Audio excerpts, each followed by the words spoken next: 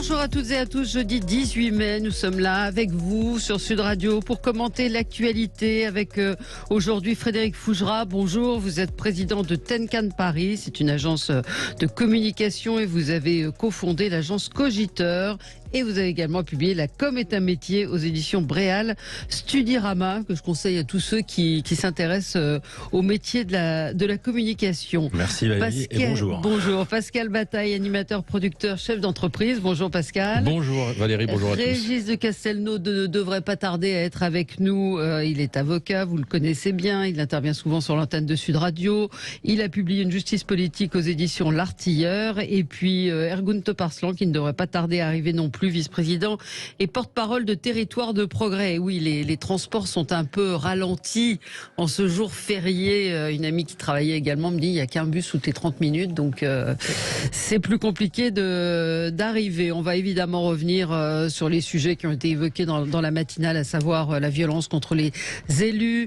On va parler de la condamnation contre Nicolas Sarkozy. Je pense que Régis de Castelnau aura des choses à dire. Bonjour Régis, vous venez d'arriver. Bonjour. Oui, j'avais un problème avec le code, je me trompais d'un chiffre, donc c'est la maladie d'Eisenhower, comme on dit. Hein. Voilà. Et puis la mixité scolaire dans le privé. Bref, on va essayer de traiter tous ces sujets ce matin avec vous. On commence par ce qui a retenu votre attention aux uns et aux autres. Frédéric Fougera, on va commencer avec vous, et c'est aussi l'actualité. C'est un coup de cœur, Valérie, un coup de cœur pour la fondation Le Refuge, qui fête cette semaine ses 20 ans, et puis un coup de cœur à ses 400 bénévoles. Alors expliquez ce qu'est cette association. Alors pour rappel, la fondation Le Refuge, qui est une fondation reconnue d'utilité publique, elle a pour objet de prévenir l'isolement et le suicide. Les deux mots sont importants, mais le mot suicide l'est également, de jeunes de 14 à 25 ans, victimes d'homophobie et de transphobie en situation de rupture familiale. En fait, depuis 20 ans, Le Refuge prend en charge, héberge, accompagne ces mineurs et jeunes adultes qui, du jour au lendemain, se retrouvent à la rue parce qu'un papa ou une maman décide qu'il n'aime plus son enfant au motif qu'il est homosexuel et le jette comme un Kleenex parce que cet enfant ne correspond pas à sa vision ou à ce qu'il aurait aimé qu'il soit. Le refuge, c'est 75 000 nuitées par an et c'est énorme. C'est une attention portée 24 heures sur 24 à ces jeunes qui sont psychologiquement détruits par leur famille la plus proche, en fait, et qu'il faut aider à se reconstruire émotionnellement et matériellement. Oui. Les jeunes peuvent appeler à n'importe quel moment du jour ou de la nuit, faire appel à un psychologue, à un assistant, une assistante, parce qu'évidemment quand on est mal, il n'y a pas d'horaire de bureau, il n'y a pas de week-end ou de jour férié, donc c'est à tout moment. Et j'ai envie de dire, la Fondation Le Refuge, c'est un peu les Restos du Cœur. Heureusement qu'ils existent, même si on peut se demander dans quelle société on vit pour en arriver là et à devoir créer ce type de structure pour compenser juste un manque d'amour parental. Et voilà, cette violence qui est faite à ces jeunes. Il faut absolument regarder le document qui a été diffusé avant-hier sur France 2, qui était formidable, qui est passé en prime time, qui a rassemblé près de 2 millions de téléspectateurs, donc c'est plutôt pas mal, et qui sont des témoignages d'homosexuels, de jeunes, de moins jeunes, tous milieux sociaux, et qui racontent ce qu'ils vivent, ce qu'ils ont vécu, comment ils ont pu être rejetés parfois par leur famille. Et c'est un document très grand public et très très très bien fait, et qui dit beaucoup de choses d'ailleurs de la réaction des parents, et on a pu le voir d'ailleurs sur les réseaux sociaux hier à l'occasion de la journée de lutte contre l'homophobie, de voir que c'est pas totalement gagné non plus, mais qu'il y a eu des progrès. Il y a quand même eu beaucoup de progrès qui ont été faits. Je sais pas si vous voulez réagir. Oui, il y a évidemment et heureusement des grands progrès, mais on est tellement loin encore du but sur ces sujets-là. Et je pense que ce qui est important, le Refuge, c'est une association formidable, et merci à Frédéric de la saluer aujourd'hui. Il faut absolument aider, parce que c'est une association qui n'a pas énormément de moyens en regard du travail fantastique qu'elle accomplit. Mais quand on parle d'homophobie, au vrai sens du mot, c'est l'homophobie, c'est la peur de l'autre, de l'homosexuel, d'accord. Et la peur, ça ne veut pas forcément dire la haine.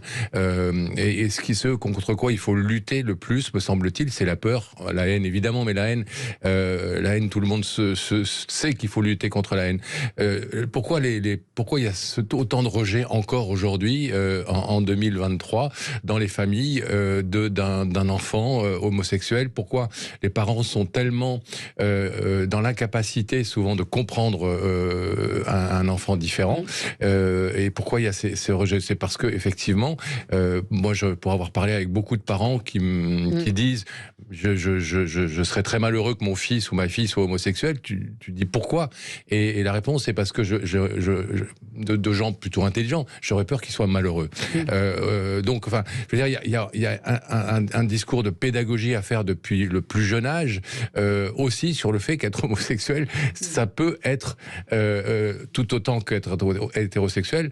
Être heureux, être épanoui, être bien dans sa vie conjugale, être peut-être aussi bien dans sa vie de parents, si on veut.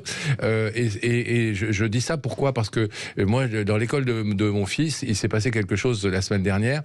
Il y a eu, dans le cadre de l'éducation sexuelle en classe de 4e, une intervention d'une association trans. Et qu'est-ce qui s'est passé? En fait, les enfants ont été agressés.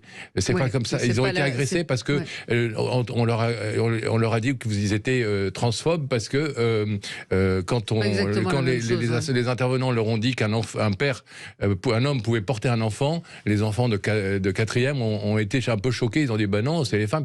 Et là, ils ont été accusés d'être transphobes. Je veux dire, il y a quand même un gros boulot à faire sur la façon dont on communique sur ces thématiques aussi, de façon apaisée et intelligente, et pas de façon coercitive et idéologique. Agressif et idéologique, oui. Alors, je voudrais ajouter une chose. J'ai peur que mon enfant soit malheureux. Oui, je comprends ça. Parce que bon, je me rappelle, il y a 30 ans, 40 ans, je ne connaissais aucun homosexuel heureux. Donc c'était dur parce que c'est dans la société il y avait un vrai rejet. Ça a beaucoup évolué et je suis vraiment content que cette évolution, que la tolérance ait progressé. Le documentaire de France 2, c'est un peu triste, quoi. On s'aperçoit que des parents rejettent leur enfant. C'est incroyable. Et puis quand on dit j'ai peur qu'il soit malheureux, c'est pas en le privant d'amour qu'on va le rendre heureux, voyons. Et donc et je me dis mais alors bon, j'ai pas de solution pour réussir, si ce n'est que je vais faire une observation concernant la façon dont aujourd'hui ces questions sont traitées. Moi, je trouve que il faut faire un petit peu attention. Oui, c'est vrai qu'envoyer des gens dans les écoles pour parler de la transsexualité, pour dire que les hommes peuvent porter des enfants, ce qui n'est pas vrai, ce qui est faux, c'est quelque chose de beaucoup plus compliqué que ça. Et puis l'homosexualité, bon, effectivement, il faut progresser, mais aujourd'hui, mener la lutte contre la transphobie, ça concerne une minorité infime de la population. Je trouve qu'il y a une façon agressive. Les Gay Pride, à une époque, je trouvais ça bien. Maintenant, je suis très réservé parce que on en fait trop. Bon, regardez, dans la sphère politique, l'homosexualité est parfaitement assumée.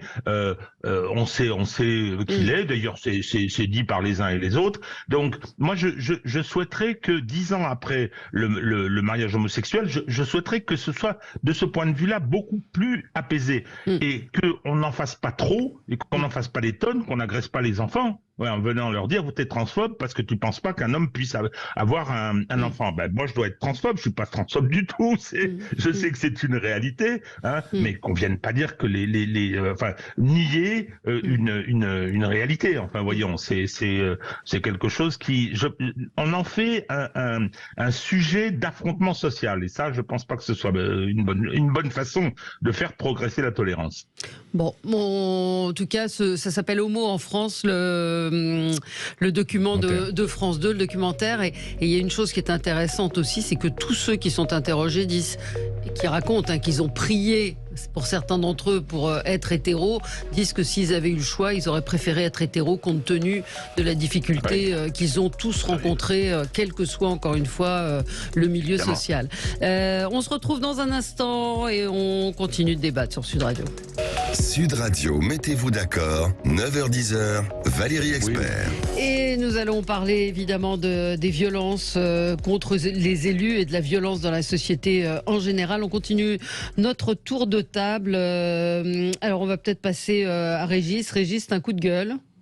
Oui, un coup de gueule contre les magistrats. Alors, ouais. Un premier coup de gueule, on va dire. C'est un premier, voilà, c'est ça, un premier coup de gueule aujourd'hui. Non, c'est pas de la même nature. Mais bon, j'ai appris que, comme beaucoup de gens, j'ai appris dans la presse que le parquet de Lille ficher les manifestants et les ficher sur la base de leurs opinions politiques, ce qui est tout à fait extraordinaire. Alors, il y a eu une procédure qui a été dirigée. C'est radicalement illégal, ce sont même des infractions pénales, un fichier interdit plus une discrimination à caractère politique. Mais c'est quoi l'histoire? L'histoire, ça renvoie aussi à une autre information qu'on avait eue après le rapport de Madame Dominique Simoneau, qui est la responsable de l'Observatoire des lieux de détention. Effectivement, dans les manifestations, les policiers qui l'ont reconnu ont des ordres de nasser les gens et d'arrêter tout le monde et de les mettre en garde à vue. Alors que la garde à vue ne doit être mise en œuvre que s'il y a un soupçon d'infraction. Ouais. Et donc 80% des gens arrêtés sont ensuite libérés au bout de 24 heures. Et on reconnaît que c'est pour les empêcher d'aller aux manifestations et pour les intimider. Ce sont des infractions, c'est de la séquestration arbitraire commise par un État. Et je constate que en ce qui concerne le rapport de Madame Simoneau et en ce qui concerne le parquet de Lille, ce sont des magistrats qui font ça, des magistrats du parquet. Je suis tout à fait désolé, mais ensuite vous avez leurs syndicats qui viennent vous dire « Oui, mais nous sommes les garants de la liberté ». Ben non, ils commettent des illégalités. Et qui consiste à porter atteinte à la liberté fondamentale, qui est une liberté d'expression, qui est le droit de manifester, reconnu par la Constitution et la Déclaration des droits de l'homme. Donc moi, ça me choque profondément, oui, et alors naturellement, aucune réaction alors ce sont les magistrats de l'ordre administratif qui, eux, sont plus conséquents, qui l'ont pointé, et naturellement, aucune réaction de la chancellerie. Ouais, non, mais c'est assez étonnant. Je ne sais pas si vous voulez réagir. Oui, Frédéric Fougera. Régis, il y a un point que je ne comprends pas, c'est le lien entre les agissements des policiers et les fichiers des magistrats, parce que les magistrats, ils n'ont pas une réputation de servir vraiment les policiers. Quel est le lien? Il manque peut-être une info. Le lien, il est très simple. C'est que c'est la hiérarchie policière qui donne ces consignes, qui ont été reconnues, des témoignages, mais les gardes à vue sont contrôlés par les magistrats. Alors, quand il y a le scandale qui a été pointé par Madame Simoneau aurait dû donner lieu à des procédures judiciaires contre les fonctionnaires qui faisaient ce genre de choses. Et deuxièmement, le fichier de Lille, ce sont les magistrats. C'est-à-dire que quand on arrête les gens, on doit dire aux magistrats, au parquet, attention, autorité de poursuite, c'est pas les juges du siège. On doit dire au parquet, voilà qui on a pointé. Et le parquet de Lille, qu'est-ce qu'il fait? Il fait une liste, il fait un fichier des gens qu'on a arrêtés en disant ils manifestaient contre sur la loi sur les retraites, etc. C'est-à-dire que c'était un vrai fichier qui a été fait par des magistrats. Si vous voulez, les policiers ne sont que les instruments de l'ordre public sous contrôle des magistrats et sous contrôle du parquet. Donc le responsable final de ces gardes à vue illégales, c'est le parquet. Si vous voulez, quand vous lancez une garde à vue, vous avisez immédiatement le parquet. Immédiatement, quand vous êtes policier. Donc oui, c'est bien les magistrats qui sont responsables de ça. Oui, Pascal. Je rebondis sur ce que dit sur le coup de gueule de Régis, parce que j'ai hésité moi ce matin à faire un coup de gueule contre la décision hier du Conseil constitutionnel qui a validé l'adoption au Parlement, je crois que c'était au mi-mars, de ce projet de loi qui autorise l'utilisation des caméras algorithmiques de surveillance pour les Jeux Olympiques dans un premier temps, qui sont ni plus ni moins le premier pas vers des caméras de surveillance comportementale de la foule, et ça s'est fait dans l'indifférence générale. Les députés qui sont pourtant bien prompts à s'élever contre plein de choses ont voté ça presque comme s'il s'agissait de n'importe quoi, alors que c'est une atteinte fondamentale à nos libertés individuelles, et que effectivement de petits pas comme ça en petits pas comme ça, on est en train de renoncer dans ce pays qui est le pays des droits de l'homme à nos droits les plus élémentaires. Donc le Conseil constitutionnel juge ça constitutionnel, ce qui est là aussi une aberration, et ça fait pas les gros titres non plus. Ouais. Et alors que, et peut-être qu'on peut en dire un mot, Elisabeth Borne juge inconstitutionnelle la proposition de loi Liot contre la réforme des retraites. Ergun Toparslan, vous venez d'arriver, vous aviez, vous, un coup de gueule ? Oui, coup de gueule, mais en vrai coup de gueule ou coup de cœur, c'est un sujet qui est un peu remonté à la surface ces derniers jours.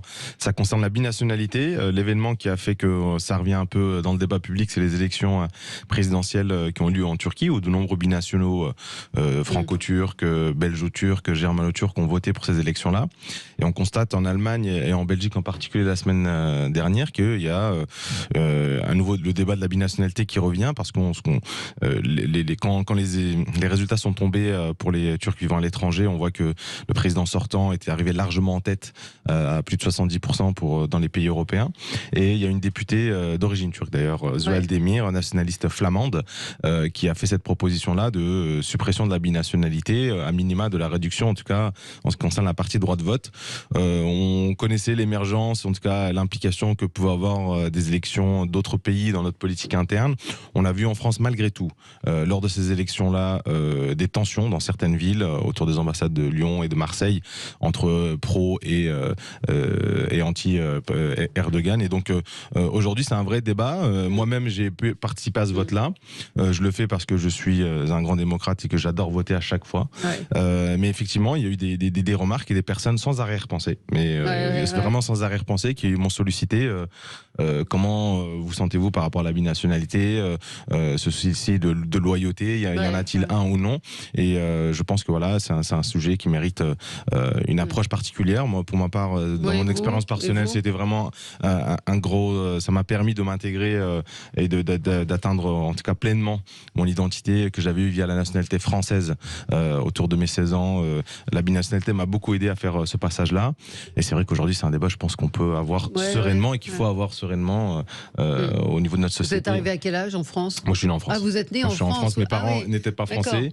Et donc, moi, j'ai acquis la nationalité française à 16 ans. Ah oui. Voilà, et j'avais le choix de la double nationalité. Je trouvais que c'était intéressant et c'était une belle ouverture, une certaine richesse. Et donc, jusqu'à aujourd'hui, je le vivais très bien. Mais c'est un sujet qui va arriver dans le débat public, je pense, très prochainement. Très bien, intéressant. Je me demande, je fais une remarque, moi je suis spontanément favorable à la double nationalité, c'est-à-dire qu'on peut avoir une double appartenance culturelle, familiale, etc. Et je me rappelle de cet humoriste Jamel qui disait, moi j'ai deux cultures, c'est une richesse, et il avait raison. Surtout que bon, moi j'ai des rapports particuliers avec le Maroc, je n'en suis pas là, mais je trouve ça bien. En revanche, il y a la question politique, la question de citoyenneté et de vote. Moi, je pense que effectivement, quand on réside dans un pays où on y paye des impôts, d'ailleurs, c'est difficile de peser sur ce qui se passe dans le pays où ont lieu les élections. Voilà, ça, je pense que alors, ce serait une double nationalité à géométrie variable. Oui, mais pourquoi pas, quoi. Je veux dire, fiscalement, on paye ses impôts au pays de résidence où on travaille, où on produit. Et on ne les paye pas dans son pays d'origine, entre guillemets. Non, mais c'est une question en tout cas intéressante. Pascal Bataille, vous, ça concernait la précarité alimentaire. On a hésité, on voulait traiter le sujet également. Effectivement, c'est des chiffres qui sont assez intolérables, qui sont sortis ces derniers jours. Tout ça mis en rapport en perspective avec la hausse des prix alimentaires, notamment. C'est le fait que 16% des Français, donc un Français sur 6 à peu près, et un jeune sur 4 notamment, déclare aujourd'hui ne pas pouvoir manger à sa faim. C'est un chiffre en augmentation très importante depuis 6 mois, évidemment lié, je le disais, à l'inflation, mais c'est surtout une situation qui devient endémique, c'est-à-dire qu'on a l'impression qu'on n'arrive pas à s'attaquer vraiment à ce problème. Alors, le problème de la précarité des jeunes, plus globalement, est un vrai sujet qui me semble pas assez pris à bras-le-corps aujourd'hui par les autorités, et qu'en France, 6e puissance mondiale, on puisse dire que 16% de la population ne se nourrit pas à la faim, je trouve ça assez accablant, quoi, et assez inquiétant. Il y a un vrai sujet quand même sur cet impôt terriblement injuste qu'est la TVA. Il y a peut-être un moment où il va falloir se saisir de ça, et c'est peut-être aussi un moyen, même si c'est pas proposé par des gens qui ont toujours ma sympathie, mais puisque c'est notamment Marine Le Pen qui en parle, mais je pense qu'il n'y a pas forcément, enfin il faut savoir aussi écouter parfois des idées pas mauvaises qui sont proposées par des gens dont vous ne partagez pas toutes les idées. Absolument. Voilà. Ergun, toi, Parslan. Pour aller dans le sens et partager ce coup de gueule, on constate ici également, y compris dans les petites villes, des associations d'aide alimentaire qui sont sursollicitées actuellement, qui ont une crise du bénévolat par manque de personnes, mais qui n'arrivent pas à répondre aux demandes, notamment sur le sujet alimentaire, qui était dans ces associations-là pas le sujet principal, en tout cas le plus important, mais aujourd'hui ils ont vraiment du mal à répondre à ce besoin. À ces besoins, oui, avec des gens qui arrivent, parce que quand il y a des collectes alimentaires, j'avais discuté avec des bénévoles qui racontaient qu'on voyait de plus en plus de femmes qui travaillent, qui ont un travail mais qui n'arrivent pas, qui sont seules avec des enfants et qui n'arrivent pas à faire leurs courses. Oui. Pour aller dans le même sens, j'évoquais tout à l'heure les restos du cœur, qui ne désemplissent pas, et il y a de plus en plus de travailleurs pauvres, donc c'est pas qu'une question de jeunes, il y a des gens qui travaillent et qui n'ont pas il y a des hommes seuls qui vivent dans leur voiture parce qu'ils doivent payer une pension alimentaire, et le revenu de leur travail ne leur suffit pas pour vivre, et certainement pas pour s'habiller, pour se loger, s'habiller certainement et se nourrir. Mais je pense qu'il faudrait aussi une éducation à l'alimentation, c'est-à-dire apprendre à cuisiner, apprendre à utiliser les produits, ne pas acheter des plats tout faits comme c'est souvent la facilité, qui coûtent beaucoup plus cher et qui nutritionnellement ne sont pas bons. C'est vrai que là aussi... C'est un vrai sujet de regarder le panier alimentaire des gens qui font leurs courses et de voir le contenu souvent excessivement cher quand on voit des gens qui achètent un croque-monsieur tout fait à un prix exorbitant. Ou des soupes en briques, qui est mon combat personnel, où je dis qu'une carotte, une pomme de terre, un poireau, ça vous fait une super soupe pour pas très cher. Hein. Et on a une pensée pour Jean-Pierre Coff qui faisait des marchés justement pour montrer comment à l'époque je crois que c'était je sais plus quel était, je crois que c'était 20 € ou 100 francs, il faisait pour 4 personnes des menus. Allez, on se retrouve dans un instant, on va parler de la violence à l'égard des élus et en général dans la société. À tout de suite. Sud Radio, mettez-vous d'accord, 9h-10h, Valérie Expert. Bon, il faut qu'on avance, on aurait beaucoup de sujets à traiter. Juste un mot sur l'humour. Qu'est-ce que l'humour aujourd'hui est en train de devenir en France? Je pense à Laurent Gérard sur une autre radio qui a fait une parodie du cirque Zelensky, et il y a l'ambassadeur qui réclame des excuses, et je vois la une de Charlie Hebdo où il y a une tête d'Emmanuel Macron qui roule sur des escaliers et Émeric Caron qui interpelle en disant et vous nous reprochez à nous, France Insoumise, d'être violent. Je rappelle que Charlie Hebdo est un journal satirique, que personne n'est obligé de l'acheter, et que ça n'a rien à voir avec un élu qui pose son pied sur une tête du président de la République ou un pantin décapité, où là on parle pas du tout d'humour. Donc je m'inquiète un petit peu sur le manque d'humour, tous ceux qui étaient Charlie, qui ne le sont plus vraiment. Voilà. Ils ne sont pas tous les jours à chaque instant. Non, pas tous les jours à chaque instant. Voilà, on parle d'humoristes. C'est vrai que c'était dur, la chronique de Laurent Gérard, elle était quand même difficile. En tout cas, moi j'ai pas forcément rigolé, mais qu'il puisse la dire, la partager, et qu'il ne soit pas attaqué pour ça, c'est normal, c'est un humoriste. C'est un humoriste, quoi. C'est un humoriste, puis ça dit peut-être quelque chose de ce que pensent certaines personnes sur le tour c'est possible, Zelensky en Europe. Mais c'est un homme politique aussi, au final. C'est un homme politique, donc demander des excuses, et non, puis... c'est vraiment exagéré. Parlons de... Oui, Régis, vous vouliez réagir? Non, moi je toussais. Violence. Je suis d'accord. il y a eu quand même une tendance à un moment à tout, je veux dire, je veux pas dire il y avait trop d'humour, il y en a jamais assez, mais où on tournait tout en dérision tout le temps. Oui. Hein, c'est cette espèce de façon. Mais bon, là, je veux dire, Laurent Gérard, il est dans son rôle. Je veux dire, ça part dans tous les sens. D'autres soutiennent autre chose. Laissons-les faire. Et puis, comment dire, les ambassadeurs qui commencent à venir nous expliquer ce qu'il faut faire chez nous, j'aime pas trop en général. Hein. Les ambassadeurs des autres pays. Alors, parlons de la violence contre les élus. Vous l'avez entendu, le gouvernement annonce une série de mesures pour protéger les élus. Et puis, il y a cette affaire à Amiens du neveu de Brigitte Macron, Brigitte et Emmanuel Macron. Et hier, on a pu entendre certains des agresseurs. Alors, déjà, sur le principe même de leur donner la parole, je ne sais pas ce que vous en pensez.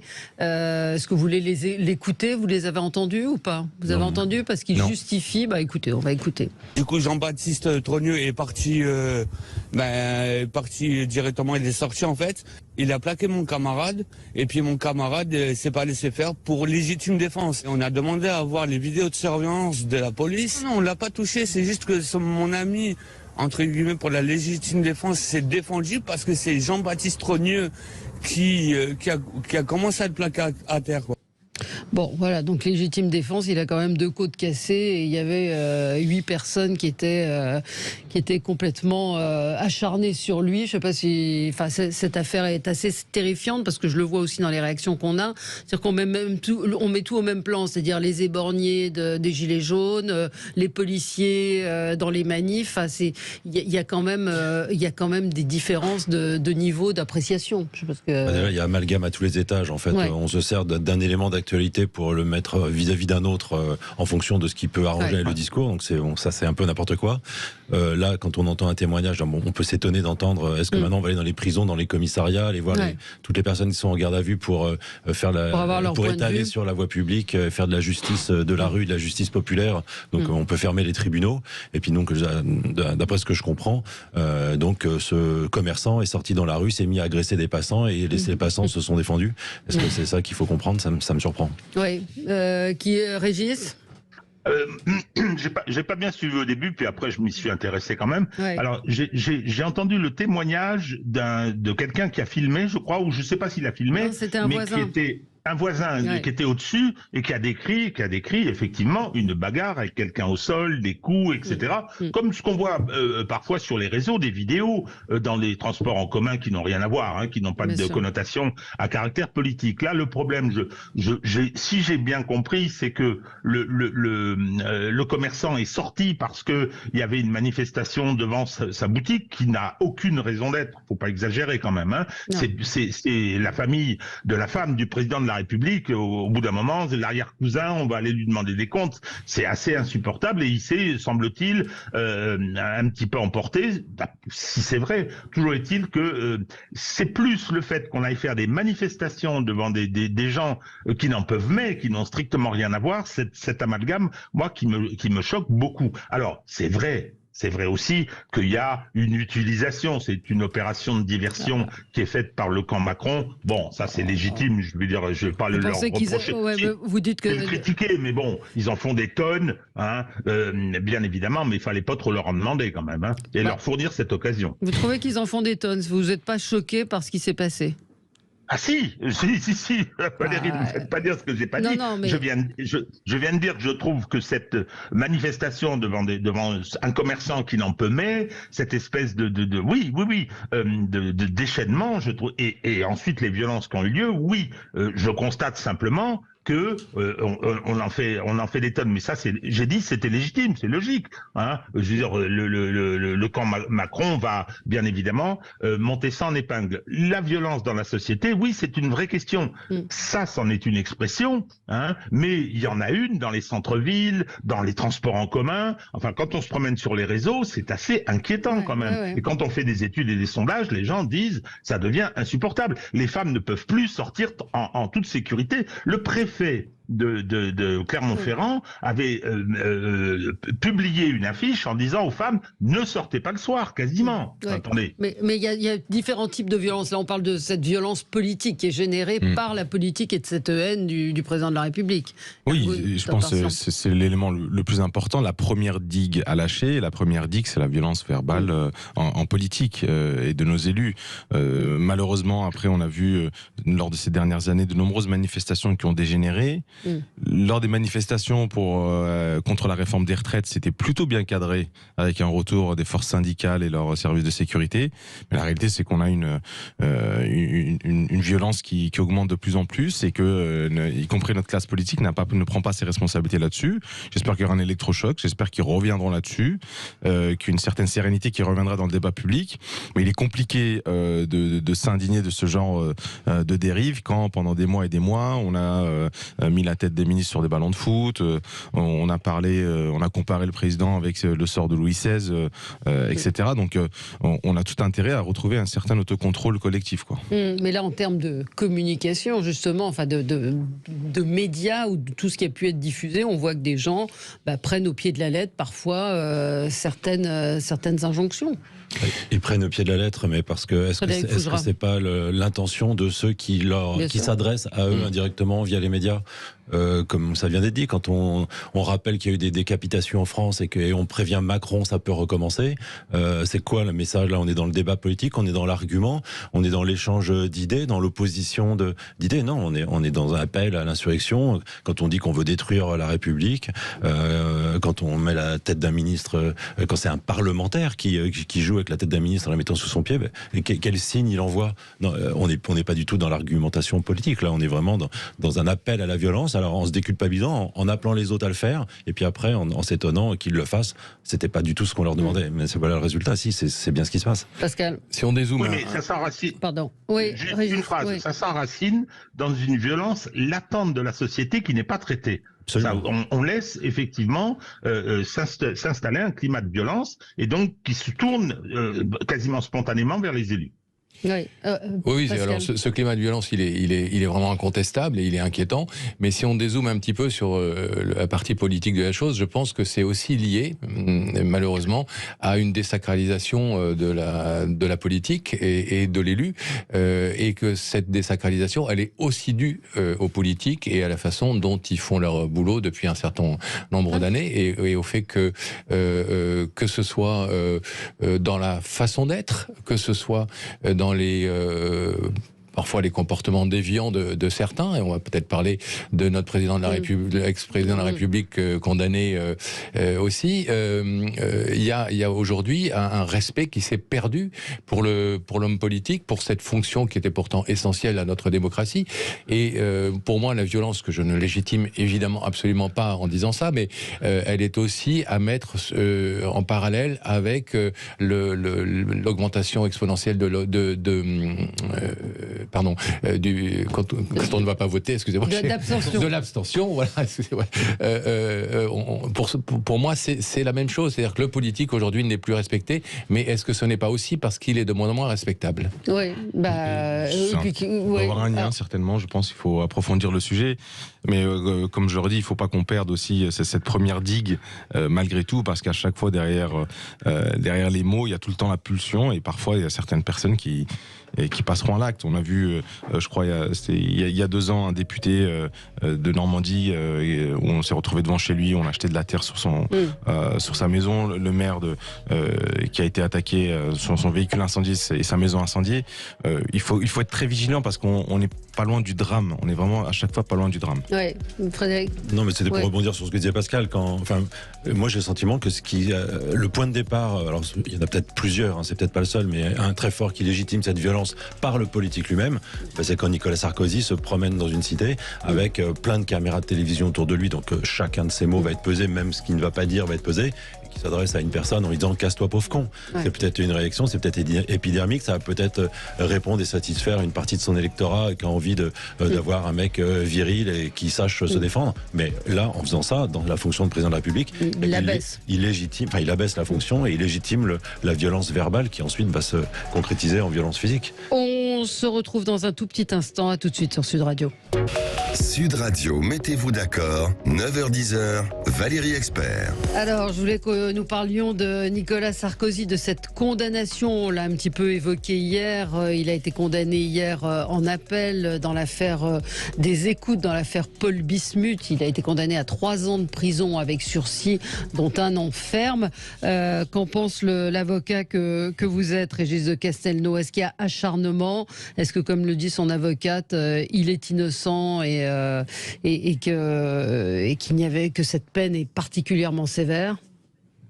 Alors, premièrement, je vais prendre ma précaution habituelle, celle que j'ai prise dans mon livre, celle que je prends dans tous mes articles, parce que mon livre porte là-dessus. Je n'ai jamais voté pour Nicolas Sarkozy, je l'ai toujours combattu politiquement.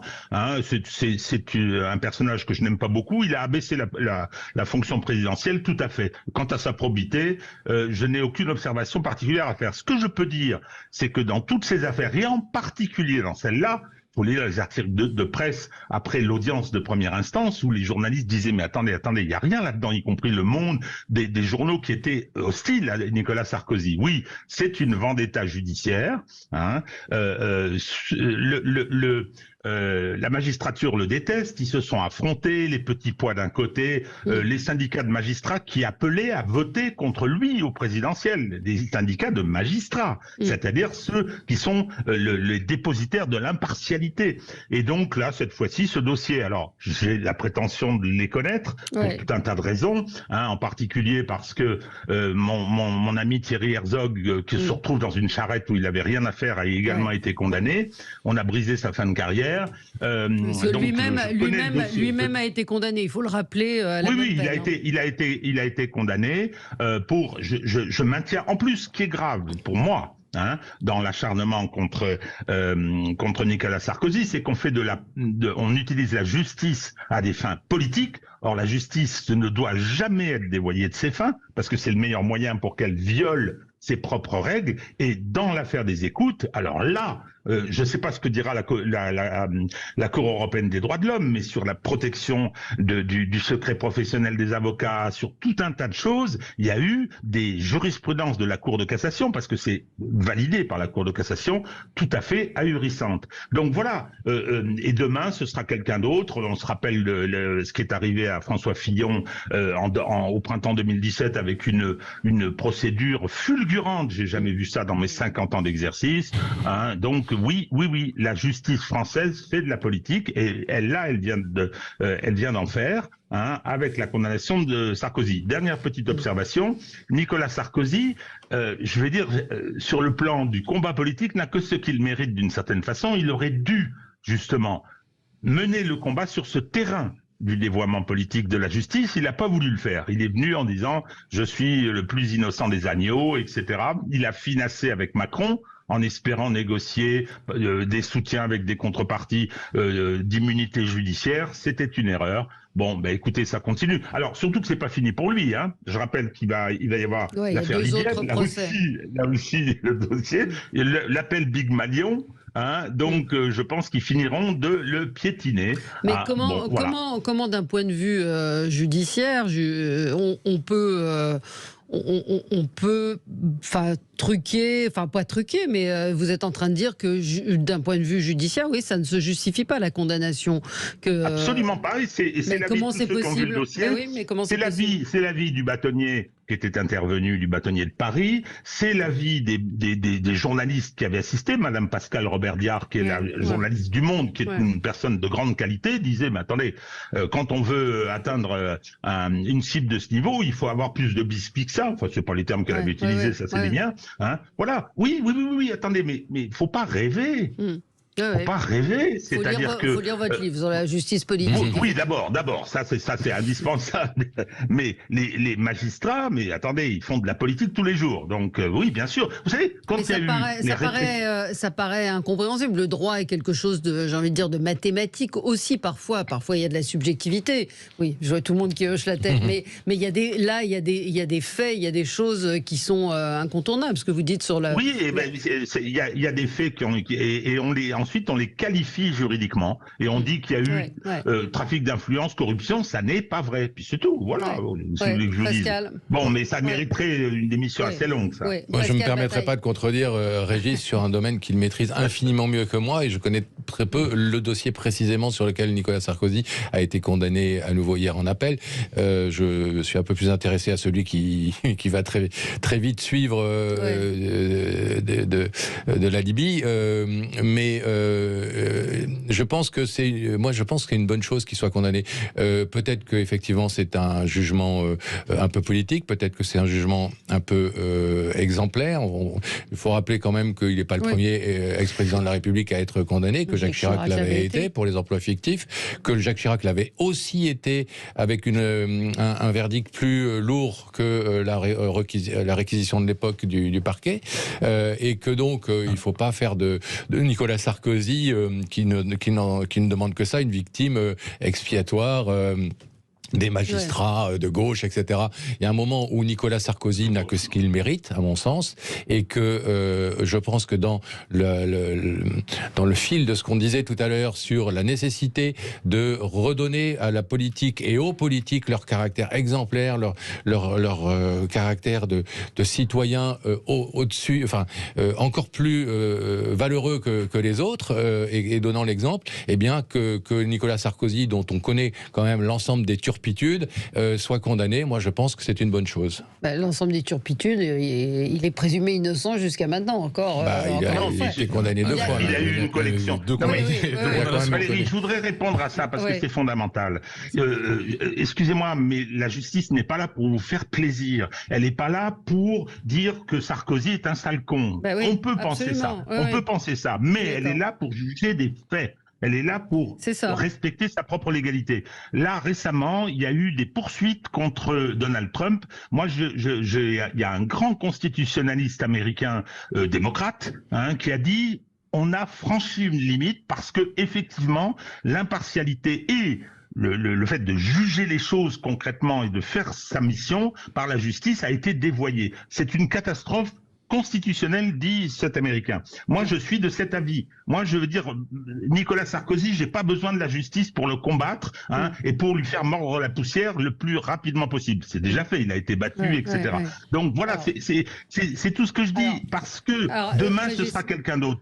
Regardez Fillon, Régis, on va te faire tourner la parole, Frédéric Fougera. Oui.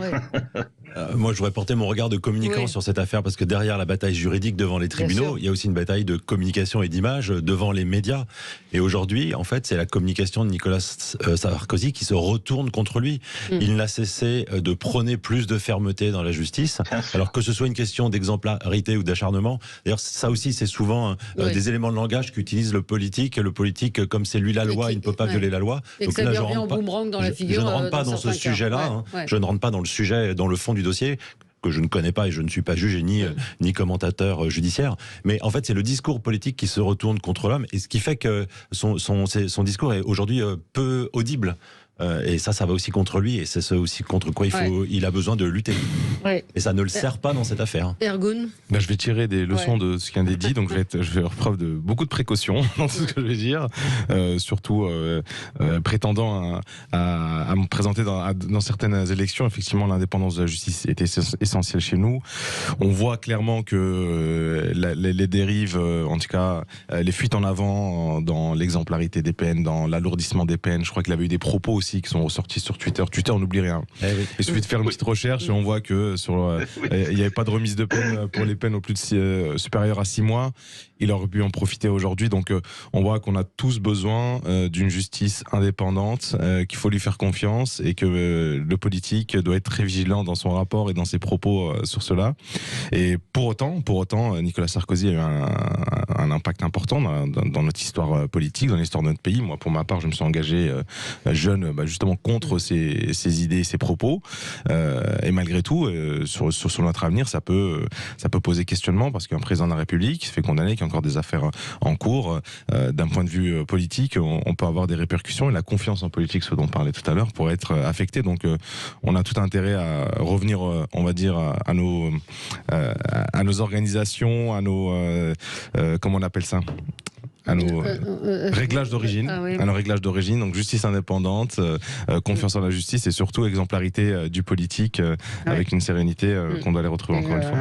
Petite pensée pour le député insoumis Carlos Martas Bilongo qui lui aussi fait donner des leçons et qui se retrouve, qui se reprend en boomerang. Ça c'est encore plus compliqué parce que c'est des logements sociaux, il y a beaucoup de personnes, il y a une problématique de logement dans notre pays, c'est souvent des personnes qui ont été à chaque fois beaucoup trop prétentieuses sur ces sujets-là, qui pensaient être porte-drapeau Nicolas Sarkozy sur la fermeté judiciaire autoritaire, eux sur les aides sociales, l'accès aux logements sociaux, et on voit que malheureusement il faut être encore une fois très vigilant. Merci à tous les quatre. C'est le karma, ça. Et voilà. Certains diront ça. Aris. Merci à tous les quatre. Dans un instant, l'émission Média, les meilleurs moments. À demain.